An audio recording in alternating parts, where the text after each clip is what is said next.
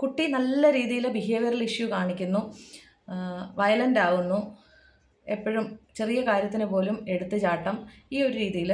അപ്പോൾ അച്ഛനും അമ്മയും നമ്മുടെ മുന്നിൽ വന്നിരുന്നു, അവരോട് കാര്യങ്ങളൊക്കെ സംസാരിച്ചപ്പോൾ അച്ഛൻ പറയുകയാണ്, ഇവളുടെ ഈ ഒരൊറ്റ സ്വഭാവം കൊണ്ടാണ് തൊടുന്നതിനും പിടിക്കുന്നതിനും എല്ലാം അവനെ ശാസിക്കാനും അവനെ നിയന്ത്രിക്കാനും പോകുന്നതുകൊണ്ടാണ് അവൻ ഇങ്ങനെ ആയിപ്പോയത് എന്ന് ഭാര്യയെ വഴക്ക് പറഞ്ഞുകൊണ്ട് തന്നെ നമ്മുടെ മുന്നിൽ ഇരുന്നിങ്ങനെ പറയുകയാണ്. അത് കേട്ട ഉടനെ തന്നെ നിങ്ങൾ കുറച്ച് കൊള്ളാം, നിങ്ങളുടെ സ്വഭാവം കാരണമാണ് അവൻ അങ്ങനെ ആയിപ്പോയത്, എന്ത് കാര്യത്തിനും അവന് അവൻ പറയുന്നതിന് ഇപ്പുറം അവൻ്റെ കാര്യം സാധിച്ചു കൊടുക്കുന്നു, ഒരു കാര്യത്തിനും അവനെ വഴക്ക് പറയാറില്ല, ഈ കാരണം കൊണ്ടാണ് അവന് അങ്ങനെ ആയിപ്പോയത്.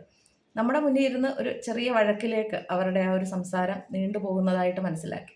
കുട്ടിയുടെ ബിഹേവിയറൽ ഇഷ്യൂവിൻ്റെ അടിസ്ഥാന കാരണം കിടക്കുന്ന എവിടാണെന്ന് നമുക്ക് അവിടുന്ന് തന്നെ മനസ്സിലാക്കാൻ സാധിച്ചു. അച്ഛനമ്മമാർ തമ്മിൽ കുട്ടിയുടെ മുന്നിൽ അവൻ്റെ കാര്യത്തിൽ അല്ലെ അവളുടെ കാര്യത്തിൽ വഴക്ക് പിടിക്കുന്നു, അവർക്കൊരു അഭിപ്രായ സമന്വയം അവിടെ ഇല്ല, അവർ തമ്മിൽ തന്നെ കോൺഫ്ലിക്റ്റ് ആകുന്ന ഇടങ്ങളിൽ ഈ ഒരു രീതിയിൽ കുട്ടിയിൽ ബിഹേവിയറൽ ഇഷ്യൂസ് കണ്ടുവരാറുണ്ട്.